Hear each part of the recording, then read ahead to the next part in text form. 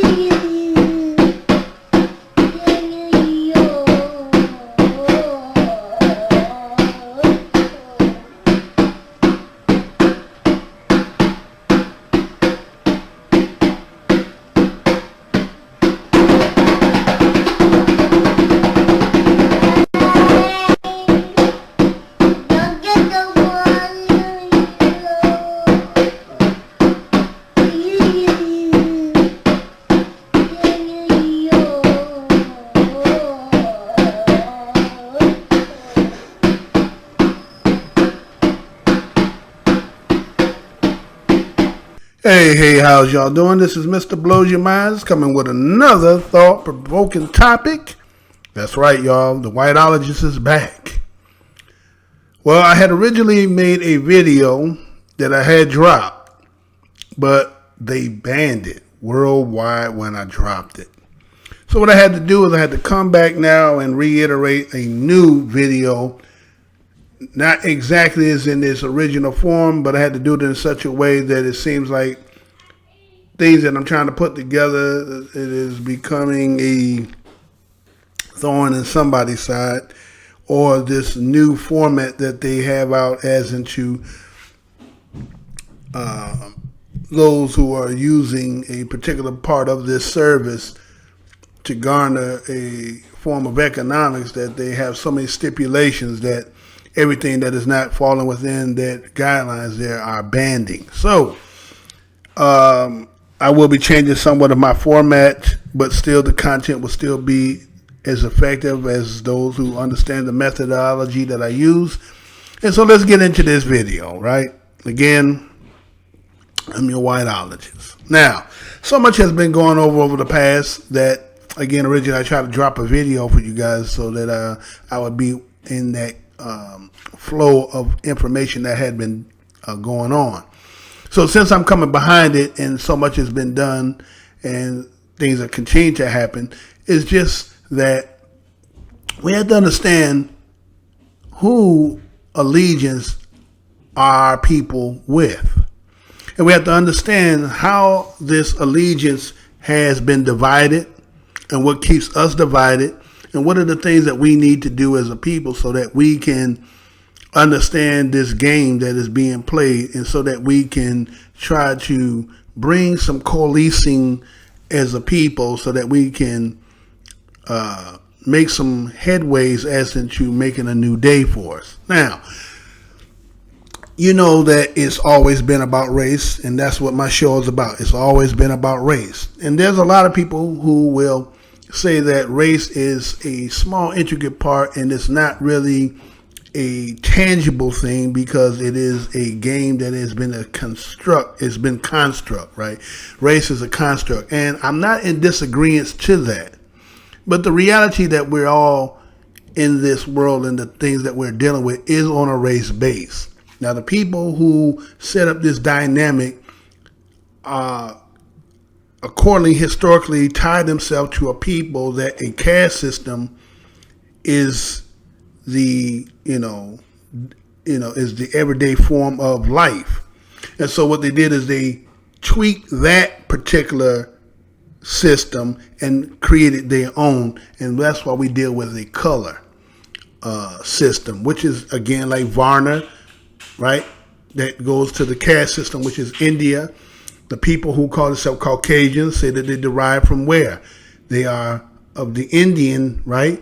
They call themselves Indo-Europeans. So now you see why that we have this color system that we are persistent being that has been implemented on us. Now, the people of different echelons of education, they don't see this. They think this is foolish talk or tomfoolery, and they believe that this has no play in their life, and that is the game of status, right? So as we get into this video, hopefully I will be able to touch some of those things that are part of that. So let's look at this. Again, the title of this video is going to be The Allegiance to Whom Show.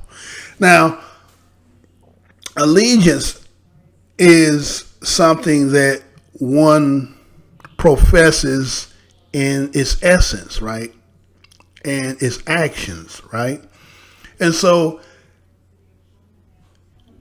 let's just take it from something as simple as employment, right? We have when you go into establishment, or whether you do it the new age way, which is you go online, right? And the first thing that you see when you go into or get is you'll see something like this, right? You'll see where it shows that on the application, there's a section in the application that says, please select your race, right? Select all that apply, right?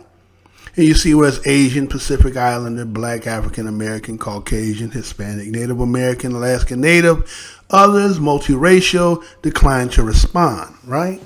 Now, if those who think that Mr. Blows Your Mind, who constantly talks about issues of dealing with race, if race isn't the foundation of this Western Hemisphere, then why do they put these aspects of just something that has something to do with you trying to, apply just for employment? Why does selecting a race matter? If this is nonsense to you, and that you think that me talking about race is insignificant, then why do they have this? Is the question you have to ask yourself, right? You need to ask yourself, why do they start off with this? What is the significance to it, right? So when you see a person like Colin Kaepernick, right, who is considered a multiracial person by the dynamic of his father being a black person, the mother being white, and that he has taken a cause for people who, on the premise, have been ostracized. And when you look at the caste system, would be considered like the people who would be considered like the Dravidians, right? Who are what they would call the outcast of India. So if a people who have garnered historically and try to tie themselves in with the Indo-Europeans, and they have created a color system called race, where you have colors of white, black, yellow, red, right? Native American and so forth. Okay, then this is a reality that is in this construct that we call America. And this is so prevalent to the fact that when Colin Kaepernick has come out and talked about this issue, it has caused a ripple in this nation to the fact that people do not want to really have this conversation. They want to deflect the conversation so that it can be about something else other than the obvious. And so when Colin Kaepernick, who is of a multiracial background or makeup, the people that you see that seems to look on the outer, right? On the outer. So the question becomes, does skin color determine the essence of blackness of an individual, right? Can you look at someone from the outside and determine whether how black they are internally, right? So, is it something about your allegiance that determines that essence? Right? So when you look at somebody, like, let's take for instance, I'm pretty sure a lot of everybody's seen Shaquille O'Neal, and he did that interview, right? Where he was on at Fox News, and he sat down there and he said some things, right? And I probably will play the clip. What do you think about that, Shaq? You heard Heather's last story. I mean, to each his own. It's something I wouldn't do. You know, his comments were there injustices. There have always been injustices. You know, me personally, I would probably go about it a different way. You know, my question is, what happened last year? How come you didn't decide to do this last year or the year before that or the year before that? So I don't know, Colin, but again, to each his own. I don't really have a say on it, but I would never do that. My father was a military man, and, you know, he protected this country. Uncles are in law enforcement. You know, they go out and work hard every day. Just, you know, other ways to get your point across. So you're an African American. And a lot of people feel as though, from your perspective, you should be standing with Colin Kaepernick, but you also are pro-military and pro-cop. Can you be both? Yes, I can be both. Again, you know, my thing is, you know, you have to enter onto the scene one way. You know, people like Muhammad Ali and Bill Russell, they were one way their whole career. You can't show us something and then go to another just because of, you know, certain issues. Again, I'm aware of all the issues, but, you know, my question is, how come you didn't do it last year? Or how come you didn't do it when you first entered the NFL? Again, I don't know, Colin. To each his own, you know. He has his, you know, it's his, you know, constitutional right to do that, but I would never do that. Shaq! How dare you coon for the bullshit lots? You are papered up. You have no right to coon for them. We are watching you. You must withdraw that statement and tell the people of this land, I, Shaq Diesel, will never coon again. Okay. And so you hear the words that Shaq has spoken in this conversation, and he says things that actually are not a stance with Colin, but a thing as into questioning why Colin took the stance. Now, according, you will hear in the conversation that Shaq is considered an African American. But, and that's the reason why I'm using but, is because there is a equation in Shaq that separates him from the African American experience that he can choose. And not just him, many of him, like himself, do the same thing. How do I know y'all a singing group? Why don't y'all sing something?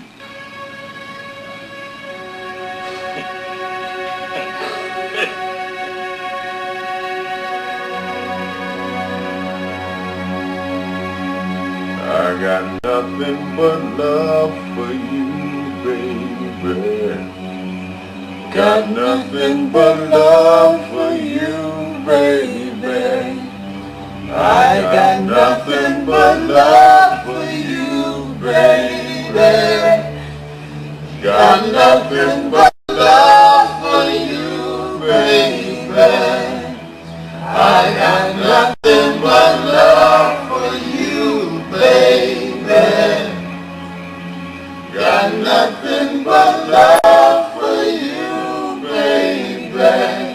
They have this ability to be black when it's convenient and to be non-black when it's convenient, right? So then why is it that these people have such a hard time with what? Having an allegiance to a nation? Is because they bought into the game. And so to show you what I'm talking about when it comes to Shaq, again, his own words tell you that he said that one, right, that his father, which is his stepfather, is militaristic, right? That he was raised by a militaristic man, which means that that man who garnered his instructions came from a system, and that is the same system that is causing the problems or allowing the problems to persist among this people who you biologically have a tie to. So again, we have to look at all this in the context and break it down to see where this problem persists at, because just because somebody is a part of a system does not necessitate the fact that they know what they're doing. Just because they use this as the occupation that provides for their family, but they may be doing things or a participant of something that may be detriment to its own people. You understand what I'm saying? And so here is Shaq, who was on the verge of actually becoming Hall of Fame. And it's ironic that they would use this specific time, right as he's going to be inducted, to bring him in and to bring question. Because again, when you look at Shaq and you look at that he has children who are trying to follow in the footsteps of dad, then in one aspect, he cannot speak what he may, but again, I'm not going to say he would do it, because there's certain things that are questionable about the things that he has participated in that tells me he really doesn't look at himself like you. He has garnered the attitude and the mentality that has separated him, that he is, he's a corporate man. Right? And to show you the mentality that's deep embedded in him is, did any of y'all see when he did the interview so those kind of things, with Ernie? Whether it's Sarge or whether it's Dale Brown or Phil and his Zen or Pat Riley, those were the kind of things that gave you that oomph that you needed. Yes, because growing up, it took a disciplinarian to make me who I am. It took a disciplinarian for me to stop being a follower and learn to be a leader. I was a medium-level juvenile delinquent.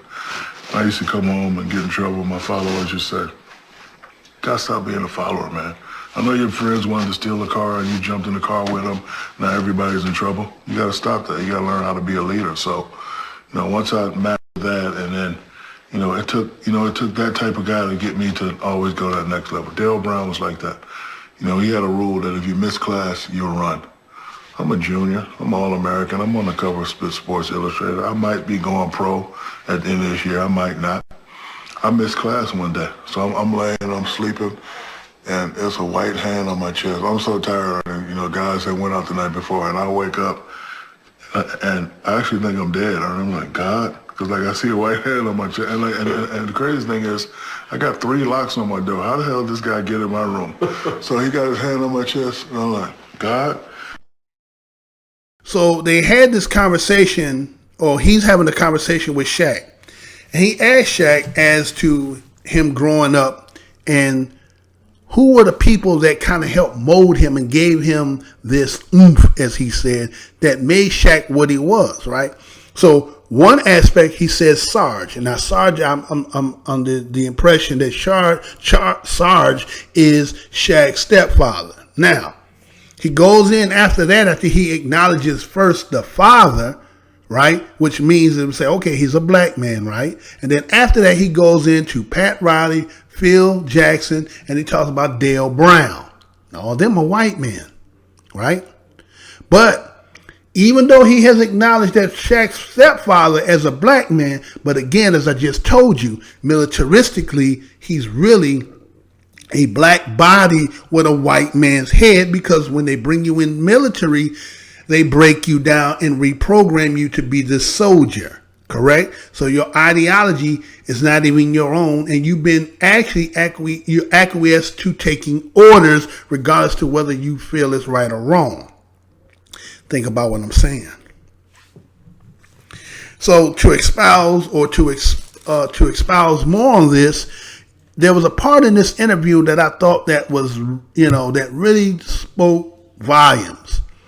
When Shaq went in and talked about an incident when he had went out with his, some of his colleagues, and they had partied or whatever, and they had stayed out late, and he went and he overslept, and then Dale Brown, which was his coach at LSU, had a rule about if you skip class, you would run.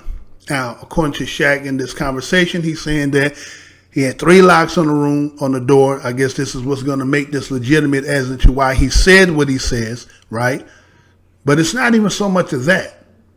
It's the part he says that he was asleep, and he kind of, groggy, waking up out of his sleep, and notice that there's a hand on his chest. So he's just assuming that he must be dead because he got 3 locks and nobody could get in here. So immediately he goes into the mind state and says, God, is that you? Now, how profound is that? That you see a white hand on your chest and you, in your mind's eye, go directly that hand has to be God. How deep and profound is really that? And what does that really say psychologically, and who his allegiance and who he gives praise and honor as that to? You understand what I'm saying? I know we give a lot of them the benefit of the doubt, and we say that these are our heroes, and we admonish them for the display of their prowess on that basketball court. This is what we know them for. But some of them, when it comes to dealing with as people in society and this, they already been groomed before they got out that they were going to have their allegiance to something that was not going to be you. You understand? And this is what happens to a lot of us, right? You get under this so-called tutoring, right? You're being groomed and molded. That's a regular profession. You don't know nothing about that. Okay, can we get a close-up on that area? What? You don't know nothing about What that. is the profession? Yeah, which profession are we talking about? Just look at it. Is it a legal profession? Of course it's legal. It's a regular profession. I'm trying to read it. Okay. It's too many diamonds. Ah, that's too bright. Oh. That's too bright. Well, anyway. Oh, Mason, are you a Mason? Of course I am. Right? And the question becomes, does who raised you determine what kind of allegiance, right? Because you can have parents, as we take here in this particular part. But before I go on that, because again, there was another one too, right? There was also the fact that you had Wayne, right? Little Wayne, that was on that show that was with Shannon Sharp, right? I want you to buy my new fried chicken, that is. What's your reaction to Kaepernick's protests? Yeah, going right back again to this man. It's a man and his decisions, man. Respect the man and his decision. That's all I can do. I have no opinion on it because the things I'm not into it enough to even give an opinion. So when he did it, I really didn't even know what. Somebody had to tell me why he was doing it. That's how much I didn't know what was going on. And I kind of still don't. So somebody had to explain to me, like, are you kneeling because of the Black Lives Matter thing and because of all that wave or whatever. That whole wave just went by me too fast for me even try to even give an opinion. So I just was like, oh, okay. What's happening?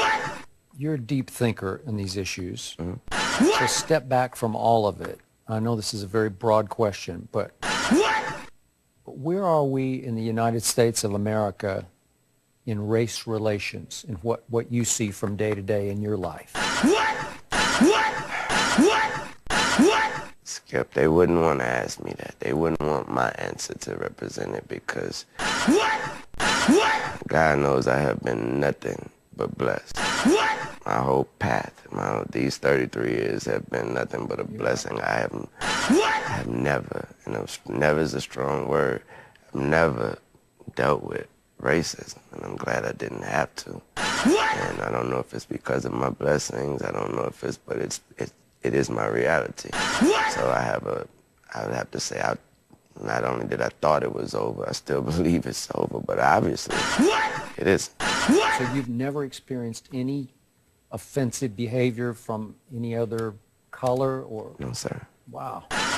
But you are blessed. But you see what's going on even in your city, New Orleans, with Alton Sterling. Yeah. During Katrina, the officers that killed those and ended up in jail. So I know you say you're not paying attention to it, but you see some of the things that's what's going on. Right.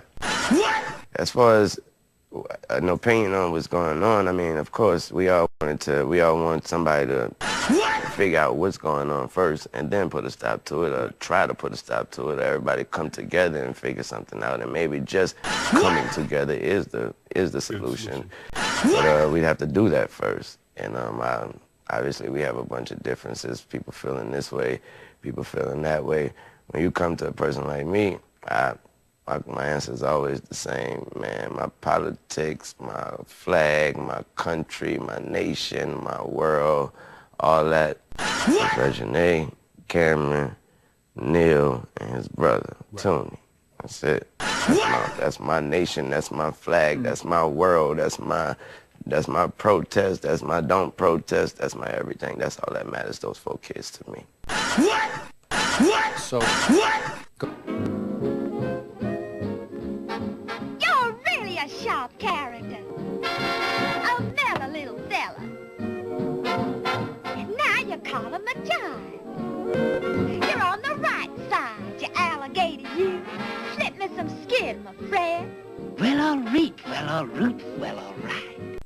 I remember one time I saw you after you had done a concert, I think it was in Westchester, different kind of neighborhood, but I asked you what the racial breakdown was of your audience. Do you remember this?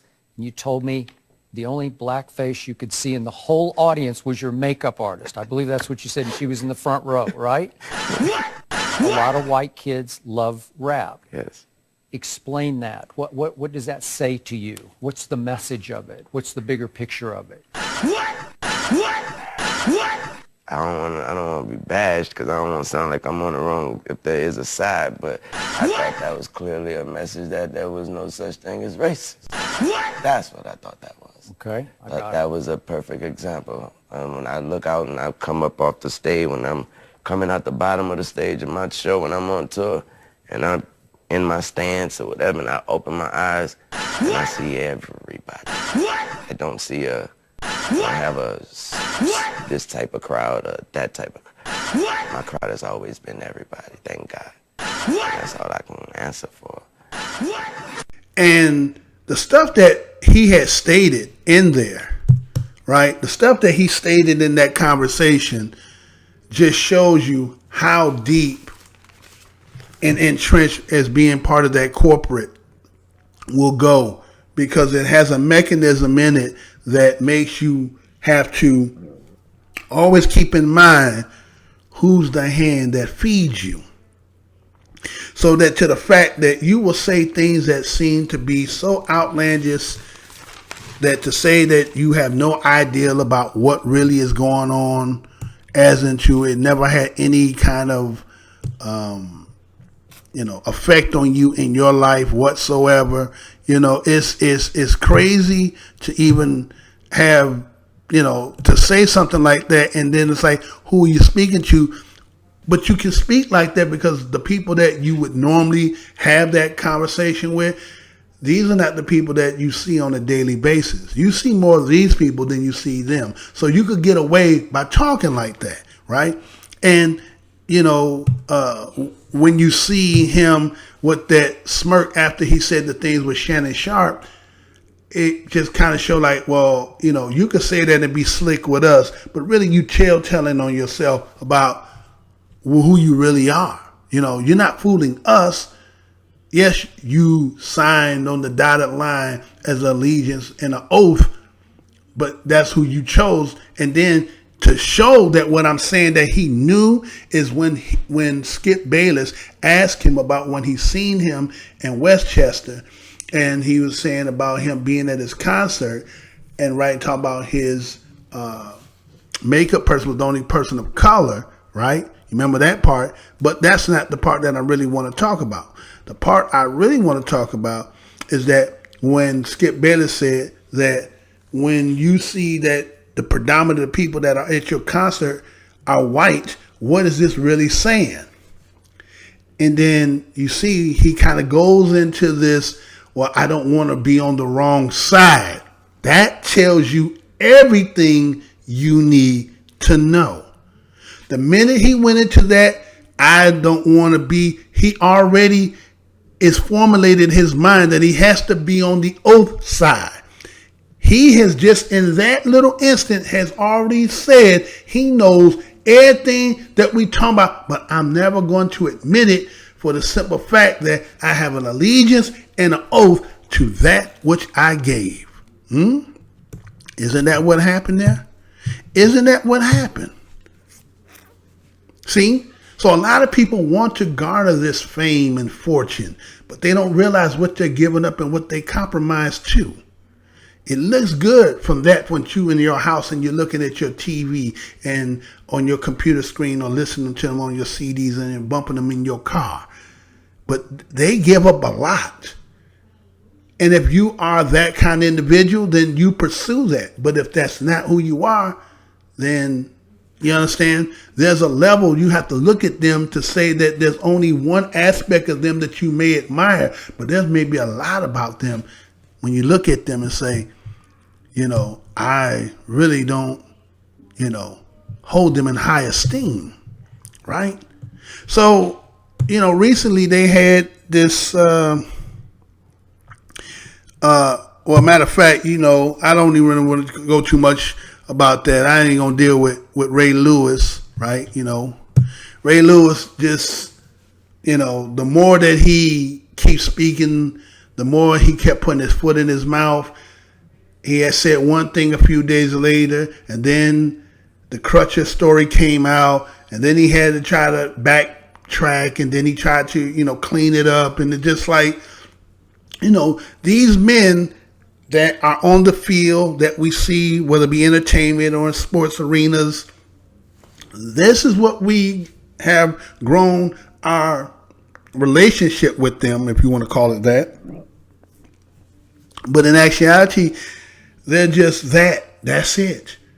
Can you imagine if all you did all your life was from the time, let's say 4 or 5 years old, you've been in Pop Warner or you went into, you know, T-ball and all this stuff, and you went through grade school, went through junior high, went through high school, got to college, and then here you are still as a man, you're still playing the same sport. Yes, you have gone to college, and yes, you have taken some curriculum. Yes, you do some studies, and yes, some of them do get degrees and graduate. But all that play in between and being able to kind of maneuver away from a lot of the stuff that was going on in the environment that you are not, and maybe not being around certain people to get a certain information or being tutelage under it, then to have to come back and make, you know, take stances and speak for people who lived that and never got a chance to escape that. And then we can see why these people say the things that they do. It's obvious why they speak the way they do. It's not because we're going to say that they're people with no intelligence. We're just saying that these people are not so informed about all that, because again, it comes down to what I will talk about after the fact, which is, does who raised you determine what kind of allegiance you are, right? Right? If we just take those that I just displayed there, this isn't a knock on their parents right? What I'm saying is that people are molded by that which they know. If a parent is not informed or miseducated, then what do they inculcate that which they raise? They raise them in the same light. And it is the programs of the schooling that will give them this essential, stay inside the square of the system so that you know this, but that life aspect about society and the world supposedly come from your parents. And when you miss that portion of your rearing, then this is why we're seeing people who can be used as pawns to come out and speak, knowing that they're going to be having their allegiance to their corporations, to their brand, right? To their image, because this is what's going to pay the bread. You get it? And so you can obtain all this to such a level to the fact that you can still be the butt of the joke. And if you don't think that they're laughing at you, did y'all just see recently where they showed Tiger Woods? Did y'all see that? Well, they had Tiger out there. Tiger was out there on the golf course. And matter of fact, he's not even playing. He's just kind of a captain. And so what they were doing was having a team photo. And as you see in the clip there, you see that head coach is telling Tiger, no, go over to the other end, right? And then you see Tiger get over to the other end, right? You see him get to the other end, right? And if you kind of look at the players, right, you can see, like, look at them. They all eyes are cutting towards Tiger, and you see that the coach is pointing at him and telling him, like, no, not there. You need you right there. You need to move, right? And then there's somebody else who has more power that is speaking further away, right? That's saying, like, Tiger, get your ass out of there. We don't want you there, right? Like, you need to go. And so what happens is you see Tiger turn and pat and turn. He's walking away, right? He's walking away because, no, we don't want you in there, right? And if you look at everybody's face, right, they're all turning and looking like, wow, you know what I'm saying? They looking like, damn. And then if you see this next one, I put all the arrows are showing you how they're all looking. Like they were all on this. If you see to the back of Tiger, you see this dude. Keep in mind, see that dude back there in the back with a hat on and a little blue coat, right? So you see Tiger have to walk. Now that, for those people, when you play sports, right? Like say for instance, you're on the basketball court and y'all barely scraped up 10. You took this one, the 10th dude you picked up was a little dude just so that we could get to play, right? Or let's say football the same way, baseball, let's take any sport. And there's one dude just so that we could get the game started. We scraped up this last one to complete it, right? And then somebody else come later who better than them, right? And you tell, whether it be Shorty or whatever, nah, dude, we got dude over here, right? That's how Tiger looking. Like the dude, we ain't picking you, you going over there, right? That kind of shit, right? And here is after this dude has done so much and made so much money for them, but he's still the fucking butt of the joke, right? He's still the joke. All of them know this joke on him. He's the only one that don't know. And then you see, as he get over to the side, you see all the dude. Now look who's to the right of Tiger. Remember the dude I told you to see in the background? This is the dude that's setting this shit up. I'm going to prove to you why I say that. It's because you see the arrow that I'm showing. That's Tiger on the one arrow, and then you see to the left of that particular coach knew not even to get in the picture. Now, how did he know not to get in the picture, but Tiger didn't know? It's because the dude that's next to Tiger on the right is the one that set it all up. And to show you he was the butt of a joke, it was some little white inside joke. Look how he does. He folding his arm with his hat under his head, and he bending like, yeah, boy, that old white nigga shit they did. They used to do that shit, right? And they all laughing at this shit at him. You see what I'm saying? See, you don't realize that, you know, just because you garnered some money, you got a little status, because again, Jim Brown told you, everything that you garnered came from their validation. So the least you can do or should be able to do is what? Take the stance when the stance is there. Because otherwise you just the butt of the joke. They got money that they can just, you know, they can just throw money out just to do shit, just to show that they have the money to make you do shit that make you look crazy. Now, you say, well, okay, Mr. Blow, I hear that. Oh, I got one that's recently, as I was doing this. Did y'all see where this Mary J. Blige is sitting there singing to Hillary Clinton? Oh my, I mean, man, it's like they constantly keep putting her in that light. Again, she's an entertainer. Not saying she's a stupid person. I'm not saying that she don't have right intent. She just not educated. Again, just because these people play and excel in sport, that don't mean that they are very knowledgeable about, we talking about worldly society, you know, things. They're not too in tune in that. They don't have to because they're being mollycoddled and catered to. So they don't have to. So here's Mary J. Blige singing about niggas, please keep your hands in the steering wheel and be polite to police officers, and yet they're killing you. And they're using this with, and you got Hillary sitting there like some, you know, massive woman. And you serenading to her, right? Did any of y'all see this video? Did y'all see this video? And it's like, I seen one dude, as a matter of fact, Willie D, who went out there, he said about cooning, right? He said, you're a coon, right? He said that, but then he had some other words that he said about this. Go check out this video.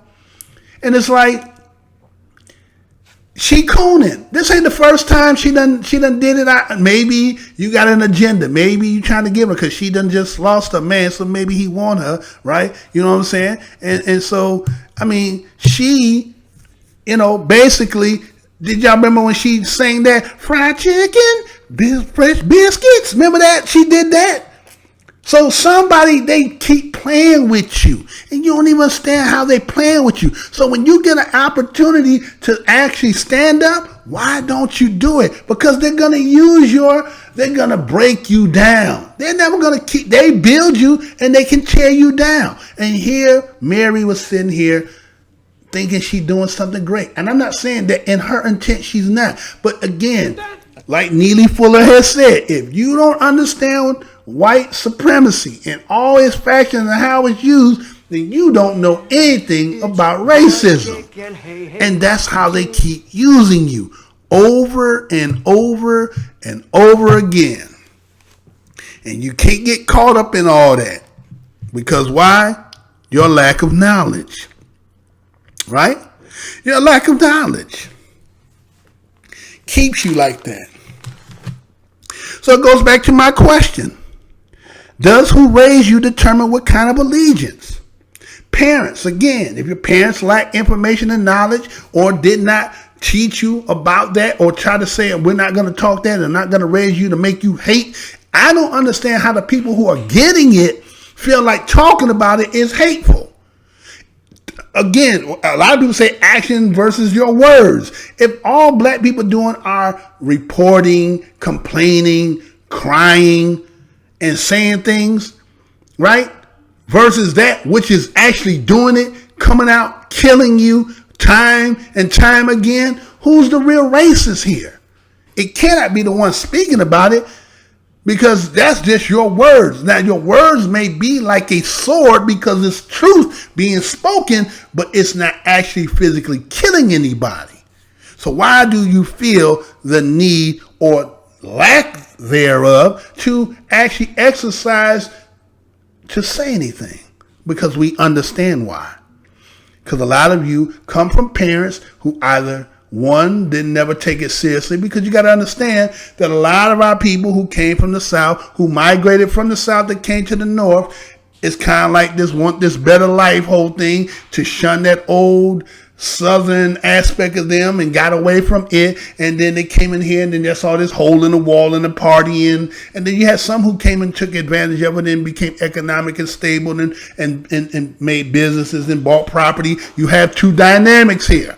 And so if you came out of the hole in the wall party ass type people and they didn't see racism, or they knew racism but they didn't really espouse on it because they wanted to believe, and that's that whole thing about believing something has changed to what is actually, and then we're going to keep going with a mantra, and yet we keep seeing what really the residuals are showing us. So we are paying for that, right? And so when your parents are the ones that don't teach you an allegiance, then what end up happening is that you're giving your children at 4 and 5 years old into the indoctrination system. And so you'll teach the teachers and whatever agenda, mentality, and program or curriculum that is set up by that Board of Education. Now it is making you an allegiance. That was part of your curriculum of what they did to you, right? So now, if that is now instilling to you a sort of kind of allegiance, then who else gets to you next? Then if you play on any kind of sports, who becomes that coach? Majority brothers have white coaches. And so here again, another part of the system of a white ideology and intent in coach. And that coach becomes, for those who come out of a single parent home, becomes father. Matter of fact, he becomes greater than father. He becomes to the fact that he can say things that mama couldn't even get you to do, right? But it's a white man again, right?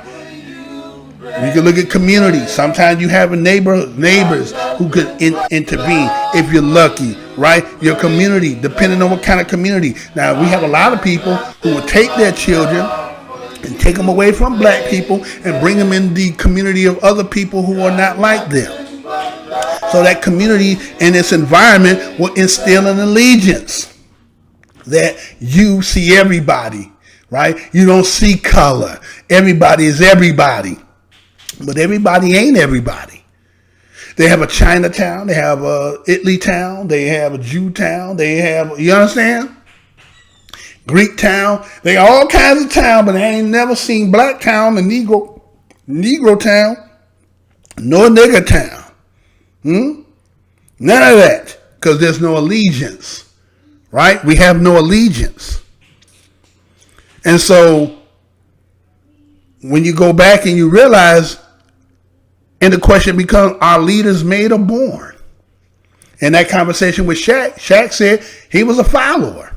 Matter of fact, just look at how the system sets up everything when it's with social media, right? They kind of set it out as followers when you're on Facebook. Followers, how many followers you got? You're the leader and they're following you. You have a channel, subscribers are kind of like followers, right? So they're already breeding in you allegiance in a form of fashion of how to be aligned or have a pledge to somebody, right? So in my eyes, a leader cannot be made because there's something unauthentic about you. Yes, someone can teach you in aspects of what leadership and how to inculcate that and give you the persona of it. But a natural leader is born. You cannot make a leader. A leader is born. And so when Shaq told you in his interview that he wasn't a leader and that it was because of this discipline that was given to him, taught him how to become a leader, then if he was a leader, then how was it that when Kaepernick took his stance as a leader and understanding, as he said in that conversation, he says that what? Slavery has always, and this issue has always been, so ain't no need for us to really to reiterate it because I already know this. Okay, then as a leader, if you say, and then somebody else took the stance of a leader, then other leaders should have been saying, well, we standing with you.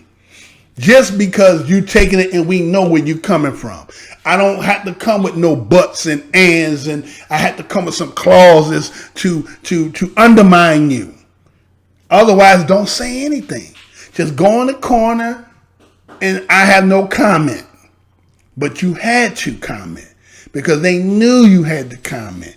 Because if you say anything otherwise, he would tears up his children's opportunity, and he didn't want that, right? So what we be having is undercover brothers and sisters who appear, who people find to have some kind of, love for, but they appear, but that's it. They undercover. They'll sell you out because a lot of them that got money, they're not democratic. I'm not even talking about that whole, thing as into voting. I'm just saying, if you got money, again, you know my analogy. You got money and I ain't got money. You're not going to tell me who got money, how those who ain't got money to tell me how to spend my money. So majority of these people that a lot of you look up to are with the people who manipulate, control, and disenfranchise and take advantage of people who ain't got none. So they could never take a stand because they be contradictory. It's like looking at somebody who got $1 billion and then say, how'd you get your $1 billion? And come to find out, okay, they're supposed to be like you. And then to come to find out that they're making their money as well on the prison complex, the industrial, prison complex, that thing that they're going in and locking niggas up and giving them, gang of time, and it's profitable. You'll find out that a lot of people that you're looking up to are doing this. You understand? So when we look at what is determining what an undercover brother is, shit, we may have to even look at our street organizations. Because if the motherfucker facilitating and giving the drugs is coming from that same in opposition, and he allows certain shit to do so that it brings and cause detriment, then you've been an undercover brother. If that preacher who knows what he's giving and what he's teaching and preaching is a way to docile and keep you and to siphon the money out of the single parent homes and keeping him gated up, snakes on the feet, snake on the head, and Versace suits and belts, and you know what I'm saying? Then you too are undercover brother. Those who working for the administration with that badge. If you are out here and you doing the same thing as detriment as that which an optimist, you are undercover brother too. Society, well, hey, it comes in all kinds of forms of fashion. You know what I'm saying? And so I just wanted to kick this, man, little video, because again, they didn't let me do what I had to do. And I'm going to just say it like this, man. I think we need to bring this back and get it loved, man. It's a beautiful thing when we do this and we that. And that black man will take that stance to protect what is his. We have lost that. We need to bring that back.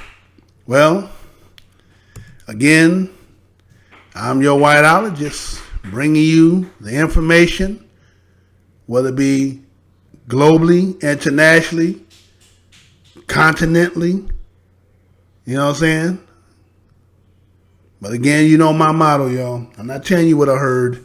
I'm telling you what I know. To me, just to go on first, they just sound like they both trying to protect something. So, okay, elaborate what you're saying. Like they got situations that they're not trying to fuck up. Like they're not trying to fuck up their money. What did Ray Lewis say? When you think about what Colin has did, right? The only thing that I think about the most is Muhammad Ali, Jim Browns, all of these guys. If you come out with this type of stand, the most important thing next is a solution.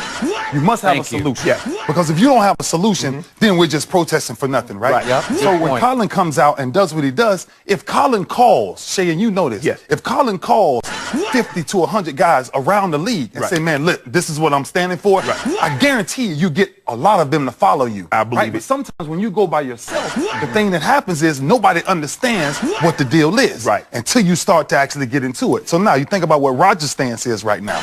Roger has the stance that says, listen, I get it, Colin.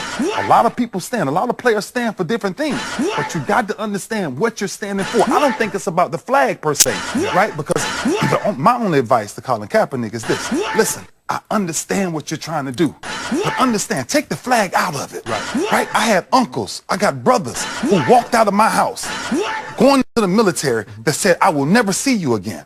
To understand that, I will always respect that part of what our patriotism should be, right? And that's the side that I think if Colin really just steps back, because who this nigga up on that nag? I asked you, who this nigga on that nag? Oh, boy, I'll snatch your black ass off that nag. This nigga here? That nigga there. Who the hell is this nigga you feels the need to entertain? To effect change, right? To effect true change of what he's trying to say, if you don't have a real solution, if you ain't seen as a true activist to go into these hoods and do these things on a daily basis and not just jump up and just protest off this one thing because you're sick of it. We've been sick of racism for 400 plus years.